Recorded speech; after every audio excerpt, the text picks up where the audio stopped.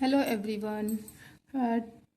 आज हम थर्मोडायनेमिक्स की आगे की प्रोसेस, एनर्जी, इंटरनल एनर्जी या हीट, वर्क, ये सब क्या होता है डिस्कस करेंगे। पिछले वीडियोस में हमने देखा था थर्मोडायनेमिक्स की डिफिनीशंस को पढ़ा था और थर्मोडायनेमिक्स की प्रोसेस को पढ़ा था। आज हम आगे पढ़ेंगे इसके एनर्जी को। एनर्जी क्या होती है थर्मोडायनेमिक्स में? एनर्जी वो होती है किसी काम को करने की, किसी सब्सटेंस की जो एबिलिटी होती है उसे हम एनर्जी कहते हैं। एनर्जी कई टाइप्स की होती हैं, potential energy, kinetic energy and thermal energy. हम आते हैं इंटरनल एनर्जी क्या होती है। किसी भी सब्सटेंस में एक डिफरेंट अमाउंट की एनर्जी जो ये डिपेंड करती है उसकी केमिकल नेचर्स की, कि उसका केमिकल नेचर्स कैसा है या उसका है टेम्परेचर, प्रेशर एंड वॉल्यूम पे भी डिपेंड करता है। हीट पे हम आते हैं। हीट क्या होती है? हीट जो होती है वो एक टाइप्स की एनर्जी ही होती है। Heat is the energy change resulting from A change in the temperature of a system. ठीक है, हीट भी क्या होती है? वो एनर्जी ही होती है एक टाइप्स की, और ऐसे हम क्यू से डिनोट करते हैं। और हीट इक्वल टू क्या होता है? Heat capacity into change in temperature. Heat को हम किससे डिनोट करते हैं? क्यू से। हीट कैपेसिटी हमारे सी से, और change in temperature means delta T. तो इसका फॉर्मूला क्या हो जाएगा हीट का? Q equal to C into delta T. अब हम आते हैं वर्क। वर्क क्या होता है? Work is the product of force and displacement. ठीक है, वर्क जैसे क्या हो, किसी चीज पे हम फोर्स लगाते हैं और उससे कुछ वो डिस्प्लेस हो जाए, नीचे हो जाए, या उसके डायरेक्शंस चेंज हो जाए, जिस पे भी हम फोर्स लगा रहे हैं जिस भी प्रोडक्ट्स पे, तो क्या हो गया? उसे हम क्या कहेंगे? वर्क करना कहते हैं। डिस्प्लेसमेंट क्या होती है? कैपेसिटी फैक्टर होती है, और फोर्स इंटेंसिटी फैक्टर होती है। देखते हैं, हम वर्क को समझ लेते हैं डायग्राम के थ्रू। सपोज ये क्या है? एक बॉक्स टाइप से है, ये उसके क्या हो गया? एरिया।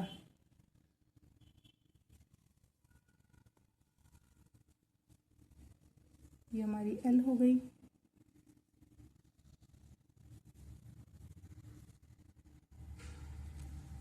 ठीक है, सपोज यहाँ पे है, हम कुछ कोई भी सब्सटेंस यहाँ पे है, उस पर हम फोर्स कर रहे हैं। फोर्स इंटू डिस्प्लेसमेंट, तो डिस्प्लेसमेंट कितना हो रहा है? यहाँ से यहाँ तक हो रहा है, और फोर्स हम लगा रहे हैं उस पर, तो पी क्या हो गया? हमारा फोर्स। तो यहाँ से यहाँ तक का क्या हो गया? डिस्प्लेसमेंट हो गया। तो क्या हो गया? इतनी लेंथ पे वो डिस्प्लेस हुआ। तो इसका फॉर्मूला क्या हो जाएगा? Work equal to force into displacement. Okay, work को हम किससे? डब्ल्यू से रिप्रेजेंट करते हैं। फोर्स को F equal to L. L क्या हो गया? ये लेंथ जितना हमारा ये डिस्प्लेस हुआ है, इसे हम कहते हैं हमारा इक्वेशन नंबर 1 मान लेते हैं। लेकिन हम ये जानते हैं कि P इक्वल टू क्या होता है? F upon A. P equal to क्या होता है? F upon A. तो इसे हम क्या कहेंगे? और F इक्वल टू क्या हो जाएगा? P A।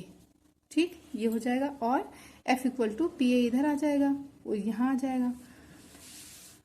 ये हमारा क्या होगा? Equation number 2।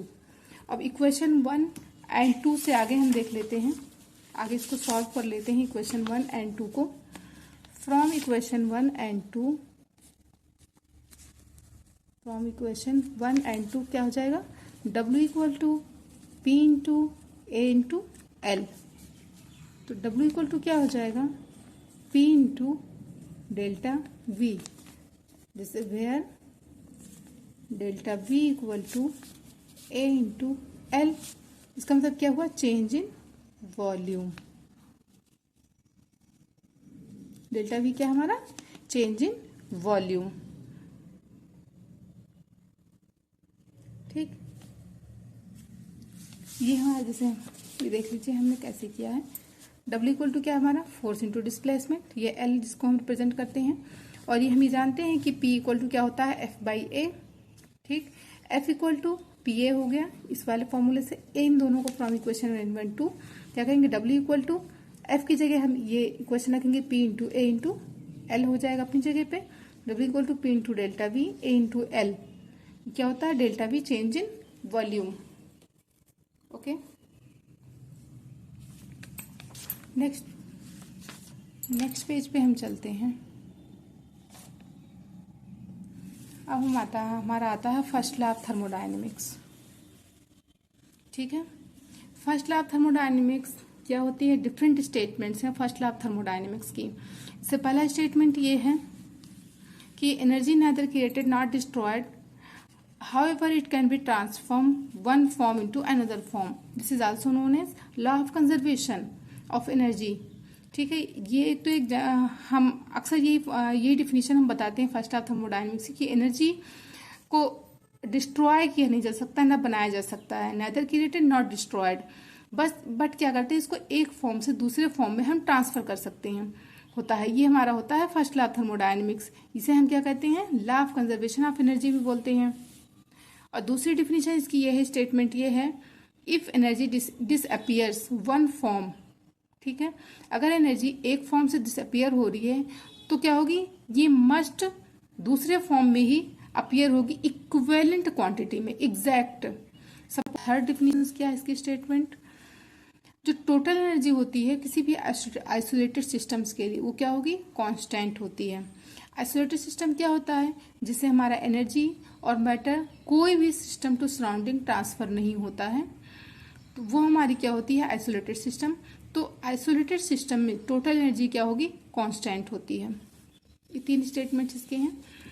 और अब हम देख लेते हैं फर्स्ट लॉ ऑफ थर्मोडायनेमिक्स का दूसरा पार्ट मैथमेटिकल फॉर्म्स में कैसे देखते हैं। मैथमेटिकल फॉर्म्स में ऐसे है इसको डिफिनीशन की, अगर हम किसी सिस्टम्स को कुछ अमाउंट हम एनर्जी देते हैं तो वो टू पार्ट्स में डिवाइड होता है। ठीक है, वन पार्ट्स क्या होती है, जो एनर्जी होती है वो इंटरनल एनर्जी में स्पेंड होती है। One part is spend in internal energy of the system, the other part is spend in the some external work. किसी सिस्टम की जो इंटरनल एनर्जी होती है, पीछे हमने पढ़ा था इंटरनल एनर्जी क्या होती है, कि हर सिस्टम्स की कुछ एक इंटरनल अपनी एक एनर्जी होती है, उसे हम क्या कहते हैं, इंटरनल एनर्जी। तो इसमें जो मैथमेटिकली फॉर्म्स के अकॉर्डिंग जो फर्स्ट लॉ ऑफ थर्मोडायनेमिक्स ये है कि किसी भी सिस्टम्स को अगर हम हीट देते हैं तो वो टू पार्ट्स में डिवाइड होता है। फर्स्ट पार्ट उसकी कहाँ स्पेंड होती है एनर्जी, उसकी इंटरनल एनर्जी। दूसरी एनर्जी जो होती है स्पेंड होती है वो एक्सटर्नल वर्क करने में स्पेंड होती है। ठीक है, अगर किसी सिस्टम की इनिशियल एनर्जी E1 है तो वो क्या हो जाएगी, E2 हो जाएगी, तो उसकी इंटरनल एनर्जी चेंज क्या हो जाएगी, delta E equal to E2 minus E1। Heat supplied was Q and the work done is W। इसके अकॉर्डिंग क्या होगी, फर्स्ट लॉ के अकॉर्डिंग Q अगर equal to delta E plus W, इसका मतलब क्या होगा, हम किसी सिस्टम्स को कोई हीट सप्लाइड करते हैं, हीट किससे रिप्रेजेंट करते हैं हम, Q से, तो वर्क डन क्या होगा, W। तो इसके फॉर्मूला क्या होगा, Q equal to delta E plus W। इसको हम ऐसे भी लिख सकते हैं, ये हमारा क्या होगा, इक्वेशन 1 हमने मान लिया, इसको ऐसे भी लिख सकते हैं, Q equal to delta E plus P into delta V, क्योंकि W की जगह हम क्या लिख सकते हैं, P into delta V। Equation 1 and 2 को मैथमेटिकली फॉर्म्स में हम कैसे लिखेंगे, equation 1 and 2 are the mathematically forms of first law. ठीक है, इक्वेशन ये दोनों हमारी क्या है, फर्स्ट लॉ के अकॉर्डिंग हम दोनों इक्वेशन को लिख सकते हैं। अब हम ये नोट, इसमें एक ये नोट है कि वर्क अगर सिस्टम के द्वारा किया गया, if work is done by the system, if work is done by the system, W is taken negative, okay, and if work is done on the system, W is taken positive. ठीक है, अगर हम numericals वगैरह solve करते हैं तो हमें उसमें इस चीज़ का ध्यान रखना होता है, हम सब उसमें वर्क देखते हैं, वर्क के अकॉर्डिंग ही W का जो सिंबल होगा वो चेंज हो जाएगा, निगेटिव होगा या पॉजिटिव होगा। अगर वर्क सिस्टम के द्वारा किया गया है, work is done by the system, अगर किसी सिस्टम के द्वारा वर्क किया गया है तो क्या होगा, W निगेटिव होगा। अगर सिस्टम पे वर्क किया गया होगा तो W हमारा क्या होगा, पॉजिटिव होगा। हम न्यूमेरिकल्स वगैरह जब सॉल्व करते हैं तो उसमें इस चीज़ को हमें समझना होता है न्यूमेरिकल्स में कि W वर्क हमारा सिस्टम के द्वारा किया गया है या सिस्टम पे किया गया है, ठीक है। उसके अकॉर्डिंग हमारा W क्या होगा, उसकी साइन जो है वो चेंज हो जाएगी। अब नेक्स्ट हम आते हैं इंथैल्पी, ENTHALPY, इंथैल्पी। इंथैल्पी क्या होती है, physical and chemical process are generally carried out at constant pressure. For such process on a thermodynamic function is called enthalpy. इसकी डिफिनीशन ये है थर्मोडायनेमिक्स की, the amount of heat of a system that can be converted into useful work is called the enthalpy of the system. कोई भी heat है किसी हम systems को देते हैं, अगर वो सिस्टम उस हीट को किसी यूजफुल वर्क में कन्वर्ट करता है तो उस सिस्टम की क्या कहलाता है, इंथैल्पी ऑफ द सिस्टम, ठीक है। और ये प्रोसेस जो होती है इंथैल्पी कांस्टेंट प्रेशर पे होती है। ये जनरली ये क्वेश्चंस पूछा जाता है कि इंथैल्पी की जो प्रोसेस होती है वो कांस्टेंट प्रेशर पे होती है या कांस्टेंट टेम्परेचर पे होती है, लेकिन ये प्रोसेस होती है हमारी कांस्टेंट प्रेशर पे। जनरली ये हमारी प्रोसेस जो होती है एंथैल्पी वाली, वो कांस्टेंट प्रेशर पे होती है। इसको हम किससे डिनोट करते हैं, H से डिनोट करते हैं। इसका फॉर्मूला होता है H = E + PV, ठीक है। एक पॉइंट और है इसमें कि अगर एक्सोथर्मिक रिएक्शंस है तो एक्सोथर्मिक रिएक्शंस में क्या होता है, हमेशा delta H always is negative, while for endothermic reaction delta H is positive, okay। Exothermic और एंडोथर्मिक दोनों किस चीज में हमें ध्यान रखना होगा, ये याद करना होता है, हमें मेमोराइज करना पड़ता है कि एक्सोथर्मिक रिएक्शंस के टाइम डेल्टा H क्या होता है उसका, और एंडोथर्मिक के रिएक्शन के टाइम पे डेल्टा H क्या होता है। तो एक्सोथर्मिक रिएक्शन के टाइम पे डेल्टा H हमेशा नेगेटिव होता है, while for endothermic reaction delta H is positive. कैसे, जैसे अगर है एनर्जी ट्रांसफर कर रहे हैं, when energy is transfer to the surrounding this is called an exothermic reaction and usually feel क्या होगा, हॉट। एक्सोथर्मिक रिएक्शन के टाइम पे क्या होता है, हमारी एनर्जी क्या होती है, ट्रांसफर होती है टू द सराउंडिंग। सिस्टम से एनर्जी क्या होती है, सराउंडिंग की तरफ ट्रांसफर होती है, ठीक है। और हम हीट फील करेंगे तो हमारा क्या होता है, एक्सोथर्मिक रिएक्शंस। और जब एनर्जी हमारी लेती है सराउंडिंग से, सिस्टम अगर हमारी एनर्जी लेती है यानी कि एब्जॉर्ब करती है तो हमारा क्या होता है, एंडोथर्मिक रिएक्शन। उस वक्त हम क्या फील करते हैं, यूजुअली हम कोल्ड फील करते हैं, ठीक है। ये नोट लिखा है, हमने लिख दिया है। For exothermic reaction delta H is always negative, while for endothermic reaction delta H = positive. ये भी हमने बता दिया कि क्यों डेल्टा H नेगेटिव होता है और डेल्टा H क्यों पॉजिटिव होता है। अब हम आते हैं नेक्स्ट पॉइंट पे, हीट कैपेसिटी। हीट कैपेसिटी क्या होती है, किसी भी सिस्टम को 1 डिग्री टेम्परेचर तक बढ़ाने के लिए जितनी अमाउंट हीट की हमें रिक्वायरमेंट होती है उसे हम क्या कहते हैं, हीट कैपेसिटी कहते हैं उस सिस्टम की। इसे हम किससे डिनोट करते हैं, C से, ओके। इसे हम किससे डिनोट करते हैं, C से। हीट को हम Q से रिप्रेजेंट करते हैं और हीट कैपेसिटी को हम T से रिप्रेजेंट करते हैं, C से रिप्रेजेंट करते हैं। इसमें आप कंफ्यूज मत होइएगा, ठीक है। ये सारी चीज़ें थर्मोडायनेमिक्स की चीज़ें हैं, जितने भी इसके सिंबल्स हैं थर्मोडायनेमिक्स के, उस सबको हमें क्या करना पड़ेगा, मेमोराइज करना पड़ता है, ठीक है। हीट क्या होती है, हीट भी एक टाइप्स की एनर्जी होती है, उसको हम किससे रिप्रेजेंट करते हैं, Q से। मगर हीट कैपेसिटी क्या होती है, किसी भी सिस्टम को 1 डिग्री टेम्परेचर तक बढ़ाने के लिए 1 mole of systems up to 1 degree temperature तक बढ़ाने के जितनी उस सिस्टम्स को जितनी अमाउंट ऑफ हीट की रिक्वायरमेंट होगी उसे हम कहते हैं उस सिस्टम्स की हीट कैपेसिटी, और इसे हम किससे रिप्रेजेंट करते हैं, सी से। इसका फॉर्मूला होता है C equal to D Q upon D T. और हीट कैपेसिटी हम कहाँ मेजर करते हैं, एट कांस्टेंट वॉल्यूम एंड और एट कांस्टेंट प्रेशर।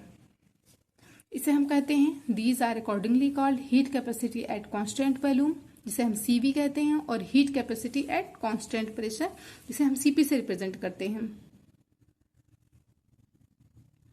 तो heat capacity at constant volume को हम आगे देख लेते हैं। It is the amount of heat required to raise the temperature of 1 mole of substance up to 1 degree centigrade at constant volume।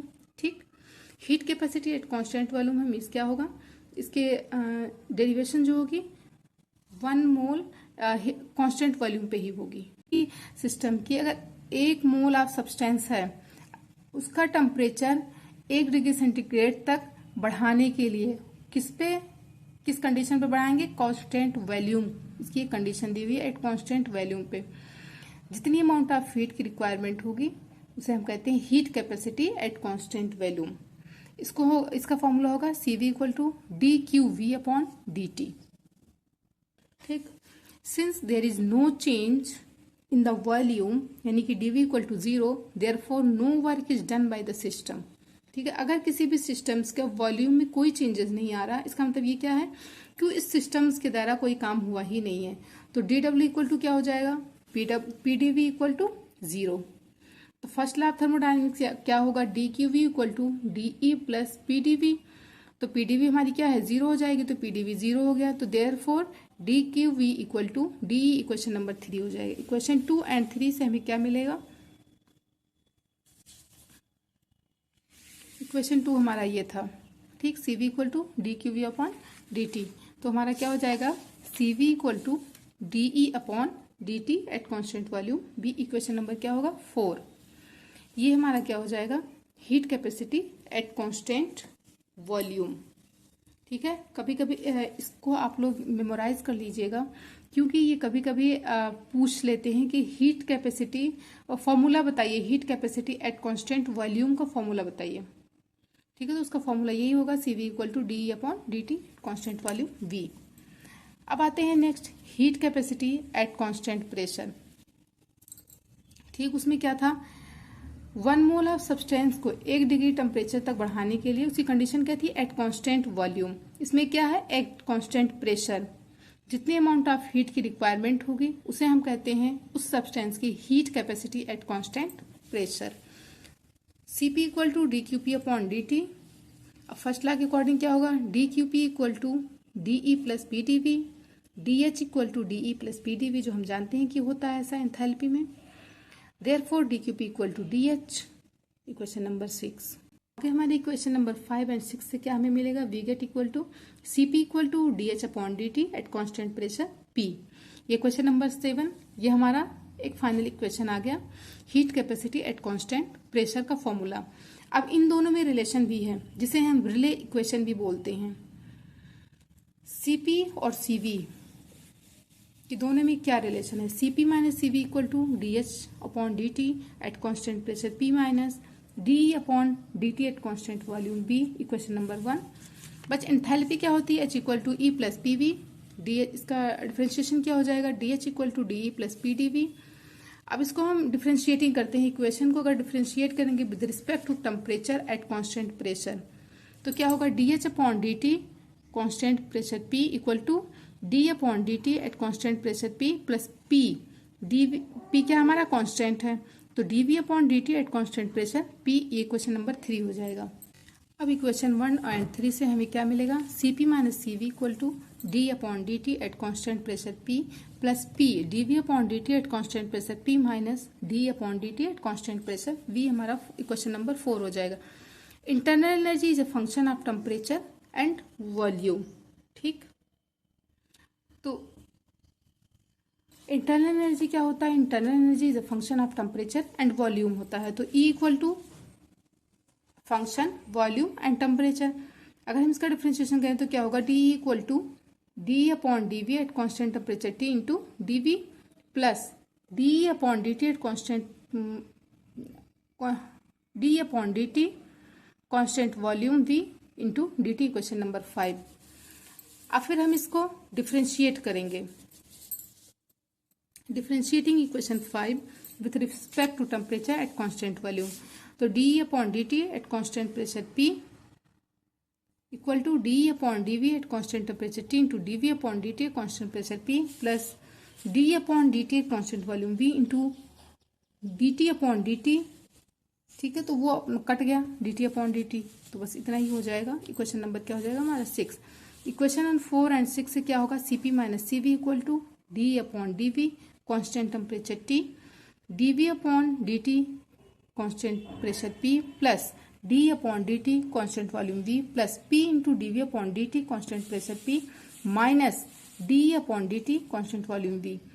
D upon D T constant volume V और D upon D T constant volume V से ये दोनों cut जाएंगे, तो क्या बचेगा, C P minus C V equal to D upon D V constant temperature T into D V upon D T constant pressure P plus P into D V upon D T constant pressure P. C P minus C V equal to क्या होगा फिर, D upon D V constant temperature T plus P.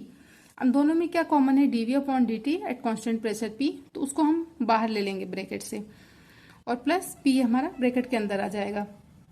ये दोनों part, ये और ये part दोनों हमारे अंदर आ जाएगा ब्रैकेट के, और ये हमारा क्या हो जाएगा, दोनों बाहर हो जाएगा। तो ये क्वेश्चन नंबर हमारा क्या हो जाएगा 7। डी अपॉन डी वी क्या है, internal energy of a gas for ideal gas, it is क्या होता है 0। Therefore equation 7 become C P minus C V, ये हमारा 0 हो गया क्योंकि आइडियल गैस की ये 0 होती है इंटरनल एनर्जी। तो P into D V upon D T at constant pressure P, question number 8। For 1 mole of gas का ये फॉर्मूला होता है PV इक्वल टू RT या PdV equal to RDT, P equal to DV upon RDT DT, इधर क्या हो जाएगा R हमारा अकेला बच जाएगा। इक्वेशन नंबर हमारा 9 हो जाएगा। अब हम इक्वेशन 8 और 9 को कंपेयर करेंगे और इसको हम ऐसे लिख सकते हैं C P minus C V equal to R. Okay, इसे हम रिले इक्वेशंस भी बोलते हैं। Okay, thank you.